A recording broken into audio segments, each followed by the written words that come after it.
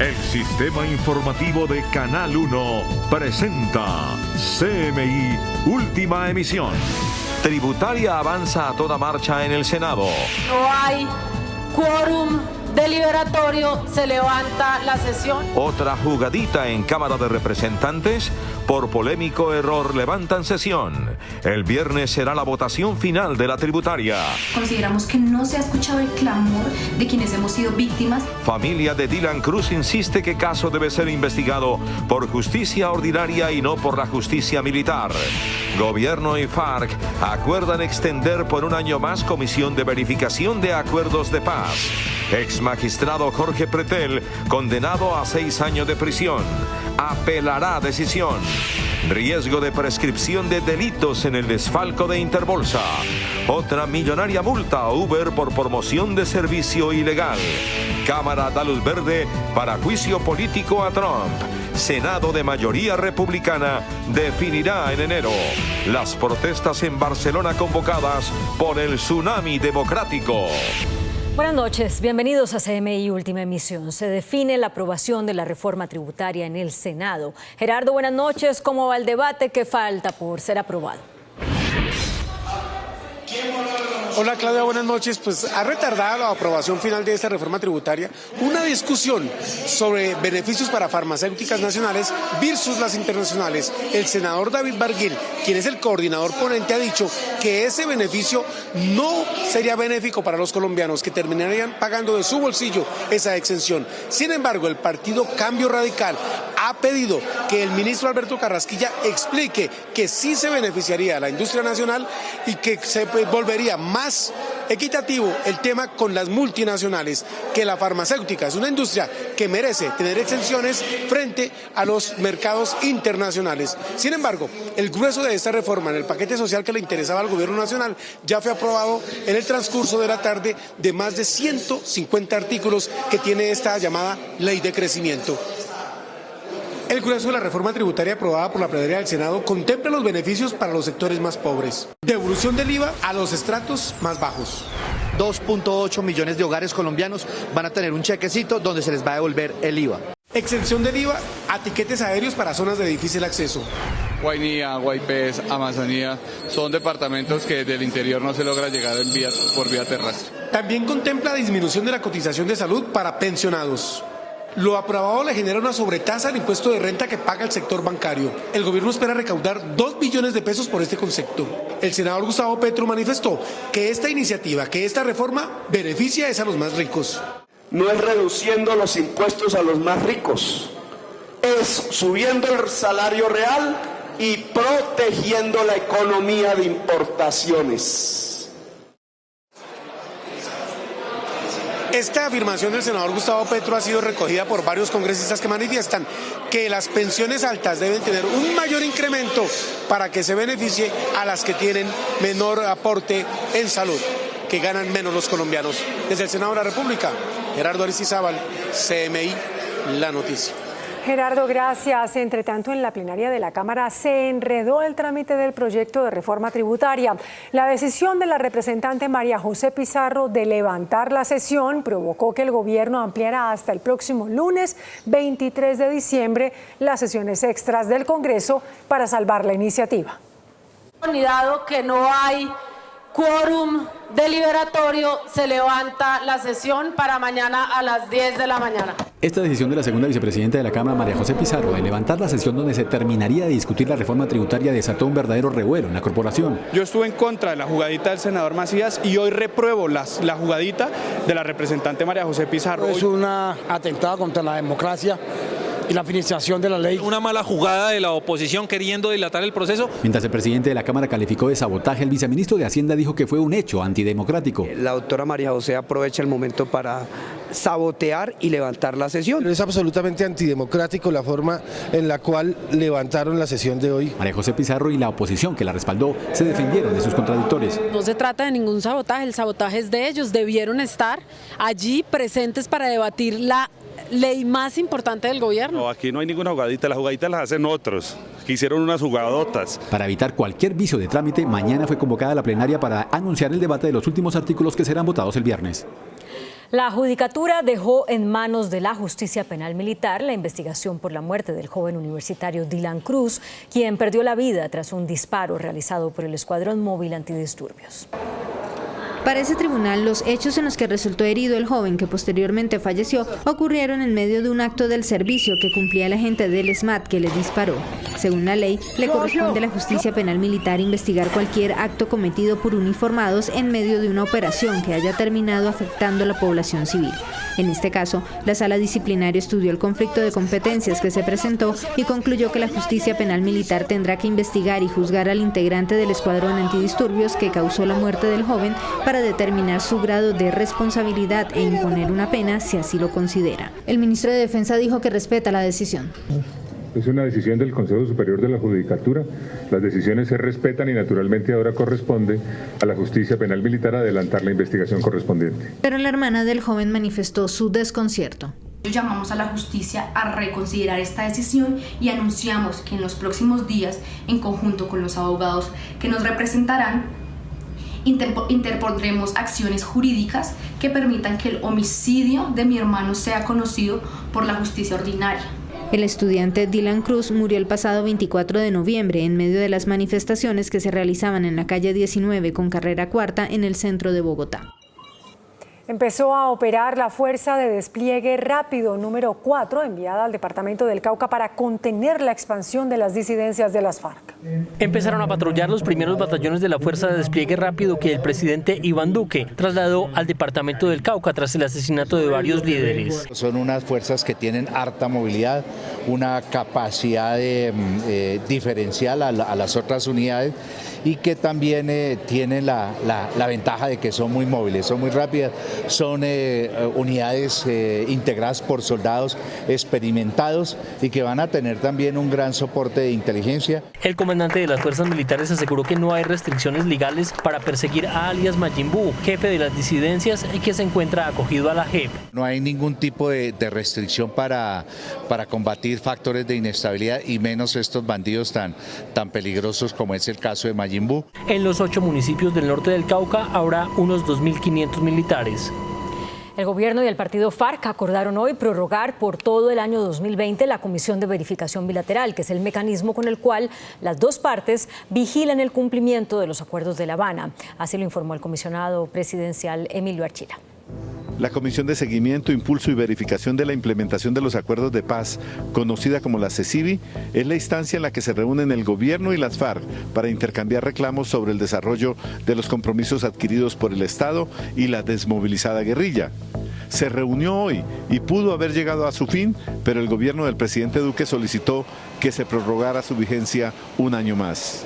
Mantener esa instancia de diálogo, de autoverificación para nosotros poder chequear que ellos cumplan con lo que tienen que hacer en igual modo que ellos vigilan cómo va avanzando el gobierno es positivo y fue aceptada nuestra propuesta. Desde que se inició la desmovilización de las antiguas FARC hasta hoy, han sido asesinados 171 excombatientes, pero para la Fiscalía, según dice el gobierno, las muertes no obedecen a un ataque sistemático, sino a la acción de grupos criminales en disputa de territorio. Lo que ha encontrado la Fiscalía es que más del 75% están en zonas que son muy apartadas, más del 75% son en zonas rurales, son en zonas en donde hay disputas por corredores del narcotráfico. El consejero presidencial para la normalización aseguró que hay más de 254 esquemas de seguridad y protección para los excombatientes de las FARC. La Corte Suprema de Justicia condenó a 6 años y 5 meses de prisión al exmagistrado de la Corte Constitucional Jorge Pretel por la exigencia de dinero para el trámite de una tutela. Según la sala de juzgamiento, el exmagistrado habría exigido dinero para fallar a favor una tutela que presentó Fidupetrol. El alto tribunal le dio plena credibilidad al testimonio del abogado Víctor Pacheco, quien aseguró que en una reunión con Pretel se habría acordado el pago de 500 millones de pesos para el trámite de la tutela. Pese a que el exmagistrado fue condenado por el delito de concusión, la Corte no ordenó su captura, puesto que desde un principio no se dictó medida de aseguramiento en su contra. La orden de detención solo podrá hacerse efectiva cuando la sentencia quede en firme, es decir, cuando la Sala Penal de la Corte Suprema falle en segunda instancia. El exmagistrado siempre aseguró que la versión del abogado era mentira y que nunca tuvo interés en la selección de esa tutela para que la Corte Constitucional la revisara. Esta noche, en un comunicado, el abogado Abelardo de la Espriella, defensor de Pretel, anunció que apelará la decisión. Las víctimas del desfalco de Interbolsa advirtieron sobre la inminente prescripción del proceso contra 11 de los implicados. Desde mañana iniciará la vacancia judicial en el país, por lo que se suspenden miles de audiencias. Una de las diligencias que se reanudará en 2020 será el caso Interbolsa. Sin embargo, hay una alerta que tiene en vilo el proceso, dado que hay riesgo de que prescriba el proceso contra 11 de los implicados en el desfalco. Tal vez no alcance el tiempo para que la Administración de Justicia emita una decisión de fondo sobre el caso y más bien lo que ocurra es que pueda prescribir, es decir, se le pasó a la Administración de Justicia el tiempo para decidir. El primer caso que prescribirá en 2020 será el del exdirectivo de Interbolsa, Mauricio Infante. En enero 7 se agota el tiempo para que sea procesado por el delito de falsedad en documento. Asimismo, en junio prescribe el proceso contra el italiano Alessandro Corridori por el delito de manipulación fraudulenta. De reducciones de pena muy sustanciales, unos premios muy importantes por esos reconocimientos de responsabilidad y una muy buena parte también de impunidad porque va a haber delitos que van a prescribir y otros que ni siquiera fueron investigados. Por el caso Interbolsa se impartieron 10 condenas, siendo la más alta la impuesta a los exdirectivos Tomás Jaramillo y Juan Carlos Ortiz, la cual fue de 12 años de prisión domiciliaria. Le sigue la de Ricardo Martínez de 10 años de prisión y la del expresidente de Interbolsa Rodrigo Jaramillo de 7 años de prisión domiciliaria. La Procuraduría llamó a juicio disciplinario a 3 exdirectivos de la concesionaria Ruta del Sol por presuntas irregularidades en la firma de un contrato con una comisionista de bolsa señalada de lavar parte de los sobornos de Odebrecht. El Ministerio Público acusó formalmente al representante legal del concesionario Ruta del Sol, Eder Paulo Ferracuti, y al exdirectivo de Odebrecht, Eliberto Martorelli, así como al empresario Alberto Mariño. La Procuraduría cuestiona la firma de un contrato con una compañía que es indagada en otro proceso por lavar parte de los dineros de los sobornos de Odebrecht. Habría autorizado el pago por más de 9.400 millones de pesos a la Sociedad Profesionales de Bolsa S.A.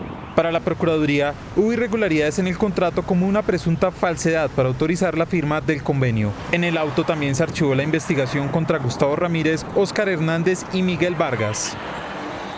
La Corte Constitucional le hizo un llamado de atención a las entidades del Estado para que controlen y vigilen la operación de la empresa Cerrejón y su explotación de carbón.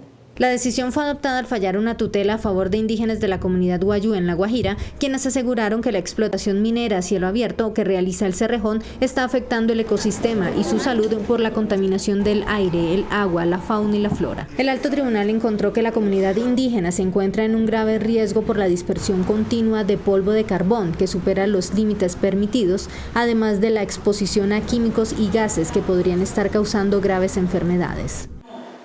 Según la Corte, las entidades de control ambiental no han adoptado medidas suficientes para proteger a la población a pesar de las advertencias de ese tribunal. En consecuencia, la Corte le ordenó al Cerrejón implementar medidas urgentes para mitigar los problemas ocasionados a la población indígena. El Instituto Nacional de Salud reveló que la cifra de niños quemados con pólvora en diciembre ya llega a 100, de los cuales 5 han requerido la amputación de sus dedos por la gravedad de las lesiones. Transcurridos 18 días del mes de diciembre, el Instituto Nacional de Salud reporta 100 niños quemados con pólvora. De estos 100 casos, 5 de ellos han requerido amputaciones de dedos de los menores de edad. En el mismo lapso, el total de personas lesionadas con pólvora llega a 266, lo que en promedio significa 14 personas cada día. Y el mensaje es a que no requiramos de tradiciones que involucren pólvora, porque la mejor tradición es cuidar a nuestros niños, niñas y adolescentes. La mayoría de los casos, según el Instituto de Salud, han ocurrido por la manipulación de totes, voladores y volcanes. La superintendente de Transporte, Carmen Ligia Valderrama, anunció sanción a Uber por promover servicio de transporte no autorizado. La sociedad no atendió el requerimiento de la Superintendencia de Transporte, por lo tanto se impuso una multa correspondiente a 414 millones de pesos, que equivale a 500 salarios mínimos legales. A la fecha no ha comprobado que sea detenido en esa publicidad, en esa promoción, y por ese motivo nosotros hemos tenido que proceder a tomar las decisiones del caso. Esta se dio por incumplir la orden de la entidad de no promover ni promocionar servicios no autorizados. Y aparentemente pues no se detuvieron, no han tenido en consideración la orden y por eso hemos tenido que tomar la medida. Contra la decisión de la superintendencia proceden recursos de reposición. Donald Trump será el tercer presidente de los Estados Unidos sometido a juicio político tras la decisión de la Cámara de Representantes liderada por demócratas. El Senado de mayoría republicana definirá si lo destituye. Tras un extenso y acalorado debate, el Pleno de la Cámara de Representantes de Estados Unidos aprobó el juicio político en contra del presidente Donald Trump por el sonado escándalo del Ucrania Gate. La histórica votación que lleva al mandatario a un paso de ser destituido sucede tras la publicación de un primer informe emitido por el Comité de Inteligencia, donde se acusa al líder republicano de abuso de poder y obstrucción al Congreso. Dos cargos que pasaron a ser analizados y posteriormente votados en el Comité Judicial, donde una vez más fue hallado culpable. El Partido Demócrata puso a Trump bajo la lupa tras una polémica llamada con el presidente ucraniano Volodymyr Zelensky, en la que Trump le habría pedido investigar a su rival político, el demócrata Joe Biden, un caso que puso al descubierto que sus intereses personales están por encima de los de la nación. Con esta decisión, el presidente se convierte en el tercer mandatario de la historia reciente de Estados Unidos en enfrentar un juicio político, que pasará ahora al Senado, donde se formalizaría su destitución. El mandatario no dejó de reaccionar a través de su cuenta de Twitter, rechazando las acusaciones en su contra, mientras que cientos de personas se reunieron al frente del Capitolio para apoyar el proceso de juicio político. Fuertes disturbios hubo en Cataluña por cuenta de una gigantesca manifestación independentista que reunió a más de 5.000 personas a las afueras del estadio Camp Nou, donde se jugaba el clásico Barcelona-Real Madrid. Las autoridades informaron que los enfrentamientos dejaron decenas de heridos. Se investiga si la plataforma Tsunami Democratic fue la responsable de promover los desórdenes.